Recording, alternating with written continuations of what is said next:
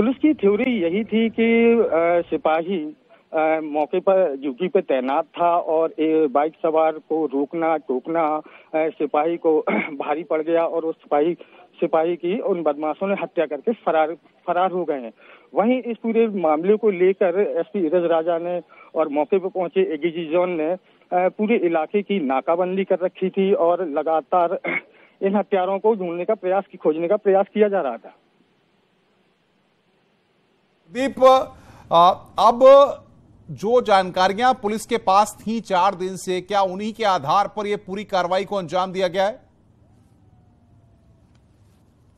और जो भी उनके सूत्र थे और पुलिस के जो मुखबिर थे, उन्होंने उसके माध्यम से इन हत्यारों के पास पहुंची है। अब देखना यह है कि मीडिया के सामने इस थ्योरी में और क्या निकल के आता है। और यहाँ के जो उच्च अधिकारी हैं, क्या एडीजी जॉन भी इस मामले को ब्रीफ करेंगे, ये भी देखने वाली बात है। और फिर जब मीडिया के सामने एसपी जब अपना पूरा मामला ब्रीफ करेंगे तो उसमें और भी थ्योरी में कई पैच हैं जो कि अफवाहों के माध्यम से भी हम लोगों दीप, हम रोकेंगे इस वक्त बातचीत करने के लिए। एडीजी कानपुर आलोक सिंह हमारे साथ जुड़ गए हैं फोन लाइन पर। आलोक सिंह जी, बहुत बहुत स्वागत है न्यूज़ 18 पर आपका। एनकाउंटर में मारा गया है वो व्यक्ति जिसने आपकी पुलिस के सिपाही की हत्या की थी, क्या जानकारी आप दे पा रहे हैं? जी, मुझे अभी एसपी जालौन के माध्यम से पता चला है कि थोड़ी देर पहले इंडस्ट्रियल चौकी एरिया में कुछ बदमाशों के आने की सूचना थी और उस पर पुलिस टीम वहां पर गई, उनको रोकने की कोशिश की। उसमें पुलिस के ऊपर फायर किया 2 बदमाशों ने। पुलिस ने भी आत्मरक्षा फायरिंग की जिसमें 2 बदमाश घायल हुए जिनको हॉस्पिटल रश किया गया है और वहां बताया गया कि अब उनकी मृत्यु हो गई है।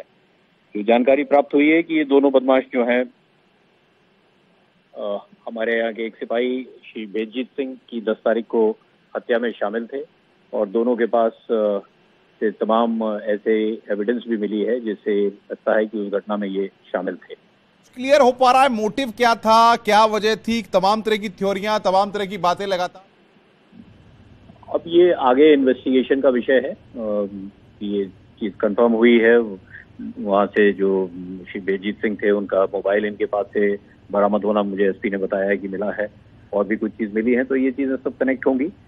जब घटना हुई थी उसके बाद आप भी जालौन गए थे, अफसरों को निर्देश वहां पर दिए थे, क्या कोई टास्क जालौन की पुलिस टीम के सामने था, एक चुनौती थी जिस पर खरा उतरने का कोशिश यहां पर इस गुड वर्क को करके और बदला लेने की कोशिश पुलिस ने यहां पर की है?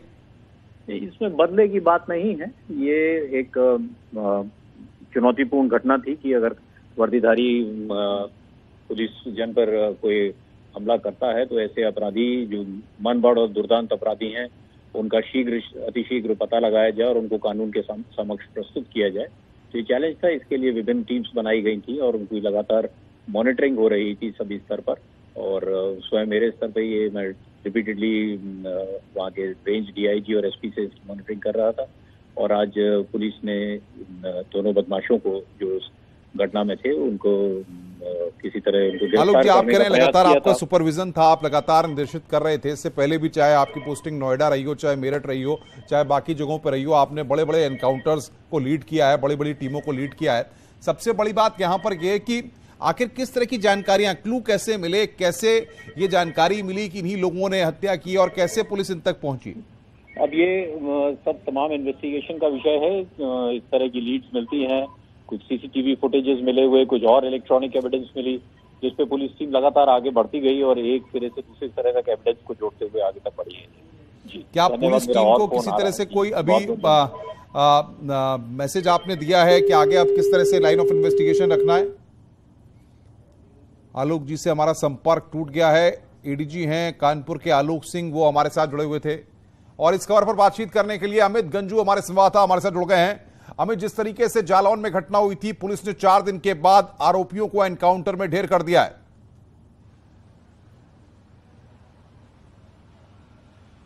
देखिए अनुपम जी, मैं आपको बताना चाहूंगा कि एक कहते हैं अपराधियों पर अंकुश लगे, ये उत्तर प्रदेश पुलिस की एक साफ थ्योरी है और जीरो टॉलरेंस है। यही वजह है कि 10 तारीख को जो प्रकरण हुआ जिसमें टॉर्च दिखाता हुआ सिपाही कुछ को रोकने का प्रयास कर रहा था और उस पर हमला किया और उसके बाद उस सिपाही की मौत हो गई। इन सब के बीच एडीजी आलोक सिंह ने पूरी टीम का गठन किया। 3 टीम्स बनाई गई थी, इसमें एक एडिशनल एसपी के नेतृत्व में थी, एक वहां के एसपी रचराजा और इसके अलावा क्षेत्राधिकारी लगे थे और पिछले कई दिनों से ताबड़तोड़ छापेमारी चल रही थी। अगर हम माधवगंज की बात करें, हम कालपी की बात करें या आसपास के कानपुर देहात, औरैया और इटावा तक पूरी टीम को लगाया गया था। इन सबके बीच मुखबर की सूचना पे पता चला कि इंडस्ट्रियल एरिया के आसपास इस कदकाठी के ये 2 युवक वहां मौजूद हैं। उसके बाद पुलिस ने उनको रोकने का प्रयास किया, उसने पुलिस पर फायरिंग की है। एक नहीं, 2 नहीं, कई राउंड फायरिंग चली है। इन सबके बीच इनको गोलियां लगी हैं और उसके बाद जब इन्हें अस्पताल ले जाया तो इनकी मौत हो चुकी थी। इनके पास से 2 पिस्टल्स बरामद हुए हैं, कई कार्टेजेस बरामद हुए हैं, यानी जघन्य अपराध करने वालों का अंत हुआ है। एडीजी आलोक सिंह से हमारी बात हुई, उन्होंने साफ कहा कि ये पूरी टीम्स लगातार काम कर रही थी और एसपी ने ही इनको अभी सूचना दी है, क्योंकि कहीं ना कहीं जिस प्रकार का दुस्साहस किया गया था पिछले 4 दिन से, इसको पूरे चैलेंज के तौर पर एडीजी ने इस टीम को लिया और टीम को डिप्लॉय किया लगातार। कल इवन जबकि वोटिंग भी हो रही थी उसके बाद भी कल टीम लगी थी और रात में 2 से 2:30 बजे तक टीम्स वहां पूरी छापेमारी कर रही थी। लेकिन सवाल यहाँ पर यह है, मोटिव क्या था, क्या वजह थी, क्यों सिपाही को मारा गया, क्या निकलकर सामने आ रहा है और पुलिस की टीम इन दोनों बदमाशों तक कैसे पहुंची? देखिए अनुपम जी, मैं आपको बताना चाहूंगा, निश्चित तौर पर कहीं ना कहीं जिसके मन में चोर होता है वो पुलिस को देख के भागता है या घबराता है। ऐसा ही कुछ हुआ 10 तारीख को उस दिन हुआ था, क्योंकि जो ड्यूटी में पुलिसकर्मी अपनी ड्यूटी को निभा रहा था, उसने सिर्फ उसका मोटिव ये था कि कुछ सस्पेक्टेड थे, उस पर उन्होंने टॉर्च दिखाया।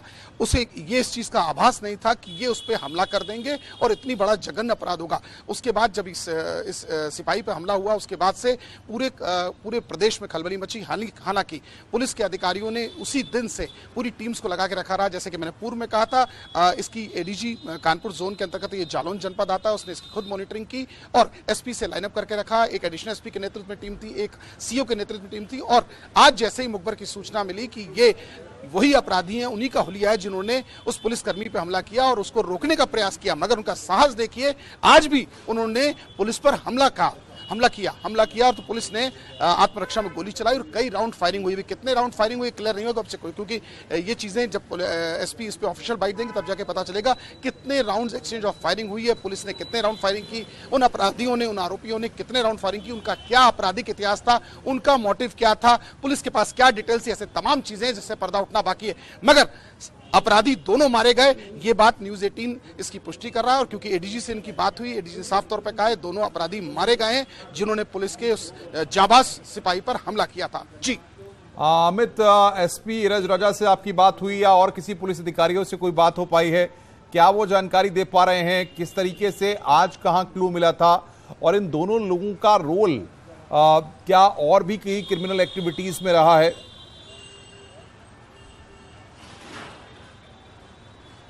देखिए अनुपम जी, मैं आपको बताना चाहूंगा, हमारी न्यूज़ 18 की टीम की एडीजी आलोक सिंह से बात हुई, उनका साफ कहना था कि उनको भी एसपी के माध्यम से समझ चला गया। हालांकि